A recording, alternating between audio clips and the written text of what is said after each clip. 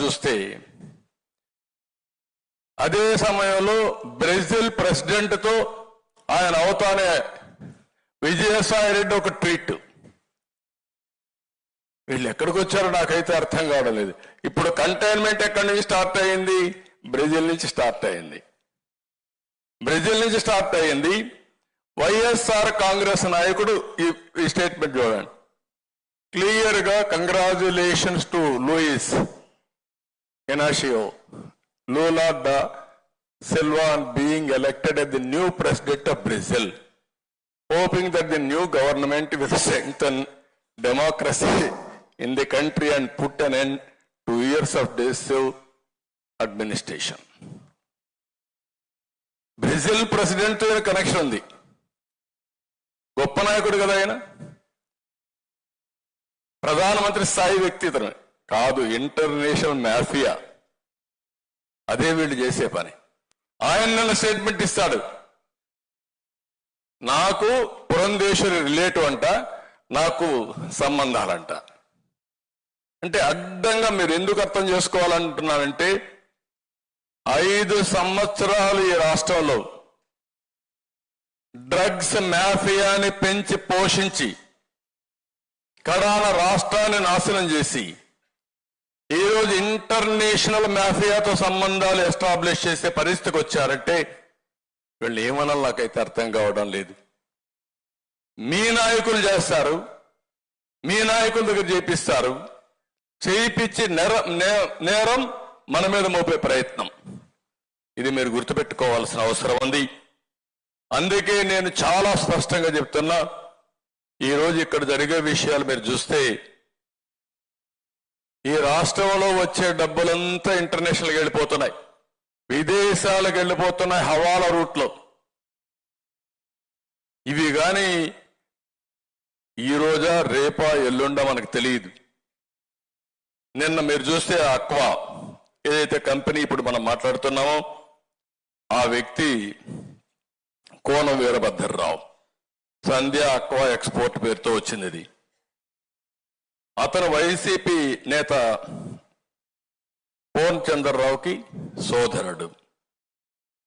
వీళ్ళందరూ కలిసి బలవంతంగా చేశారా, ఏం చేశారు నాకు తెలియదు.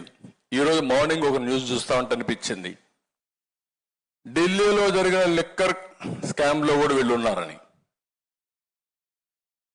అది వాస్తవం లేదా సిబిఐ తేల్చాలి.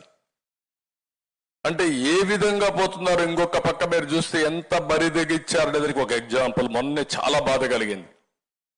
ఏపీపీఎస్సి 2019లో టెండర్లు పిలిచి నేను నోటిఫికేషన్ ఇచ్చా. దాంట్లో డిప్యూటీ కలెక్టర్స్ అండ్ ఆల్సో డిఎస్పీల పోస్టుల కోసం అవన్నీ కూడా ప్రాసెస్ చేస్తే మామూలుగా ఇవన్నీ కూడా కంప్యూటర్తో కరెక్ట్ చేయకూడదు, మాన్యువల్గా చేయాలి. ఫస్ట్ టైం కంప్యూటర్గా చేశారు. అది కరెక్ట్ కాదని కోర్టు స్టే చేసి ఆ కోర్టు మళ్ళా డైరెక్షన్ ఇస్తే మాన్యువల్గా చేశారు. ఆ మాన్యువల్గా చేసిన తర్వాత ఫస్ట్ చేసిన మాన్యువల్లో వీళ్ళ మనుషులు రాలేదు. రాకపోతే వీళ్ళకి కావాల్సిన వాళ్ళు రావడానికి మళ్ళా సెకండ్ టైం చేయించారు. ఫస్ట్ టైం చేయించిన దానికి ఎవిడెన్సెస్ చాలా క్లియర్గా ఉన్నాయి.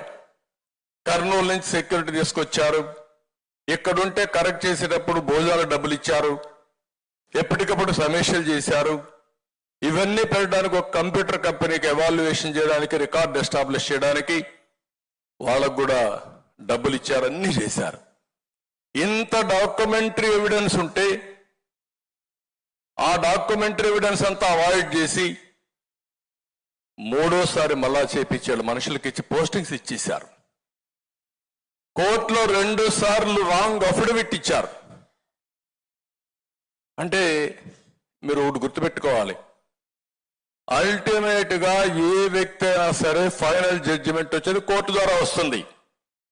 ఈ రోజు ఒకవేళ న్యాయం డిలే అయినా న్యాయం జరుగుతుంది, పోరాడే శక్తి ఉండాల్సిన అవసరం ఉంది. ఈరోజు అలాంటి కేసు చేస్తే ఇంతవరకు దానికి కూడా సమాధానం ఇప్పుడు కొత్తగా చెప్తున్నారు మళ్ళీ. ఇవన్నీ కూడా ఏ విధంగా డిస్ట్రాయ్ చేయాలో రికార్డ్స్ అన్ని డిస్ట్రాయ్ చేయడానికి మళ్ళా ప్రయత్నం చేస్తున్నారని ఏపీఎస్సి కూడా పాత రికార్డ్స్ అన్ని ఇవన్నీ కూడా మనం చూసినప్పుడు చాలా వరకు నేను చూస్తే మాధవి కడప నుంచి వస్తా ఉంది ఆవిడ సి విజిల్ ఎలక్షన్ కమిషన్ పెట్టారు గన్నవరం వచ్చింది చూసిన తర్వాత ఎలక్షన్ కనపడింది ఆవిడకి ఆవిడ సి విజిల్ కోసం యాప్ ఓపెన్ చేసింది వచ్చేసారు పేటిఎం బ్యాచ్ ఆ నుంచి గొడవ అంటే వీళ్ళు ఎంత అరాచకం చేస్తున్నారో అది గుర్తుపెట్టుకుంటే మాధవి గట్టిగా నిలబడుకొని మీరు ఏం చేస్తారో చేయండి అన్యాయం జరిగితే పోరాడతా నిలబడి పోరాడిన ఆడబిడ్డ మాధవి ఆ ధైర్యం వల్ల రావాలి అంటే మీరు గుర్తుపెట్టుకోవాల్సింది ఎంత దుర్మార్గంగా ఉండాలో మనం గుర్తుపెట్టుకోవాల్సిన అవసరం ఉంది ఇంకొక పక్కన మొన్నే మనం చాలా ఇన్సిడెంట్లు కూడా చూసాం సిబిఐ మన రాష్ట్రంలో సిబిఐ పరిస్థితి బాబాయ్ గొడ్డలపేట కేసులో 5 ఏళ్ళు అయింది 5 ఏళ్ళు అయితే ఇంకా జరుగుతానే ఉంది ఎన్ని ట్విస్టులు వచ్చాయి చూసాం కడాన సిబిఐ ఆఫీసర్ ఎవరైతే ఇన్వెస్టిగేషన్ చేస్తున్నాడో ఆయన మీదనే కేసు పెడితే ఆయన హైకోర్టుకు వచ్చి యాంటిసిపేటరీ బెయిల్ తీసుకున్నాడు కెన్ యూ ఇమాజిన్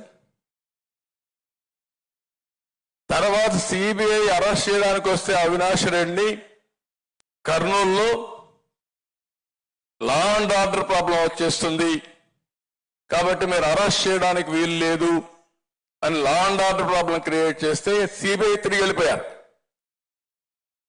అంటే ఇది ఇంటర్నేషనల్ మాఫియానా లేకపోతే చట్టం అనేది లేదా ఈ దేశంలో కానీ వైఎస్ఆర్ కాంగ్రెస్ పార్టీకి చట్టమే వర్తించదా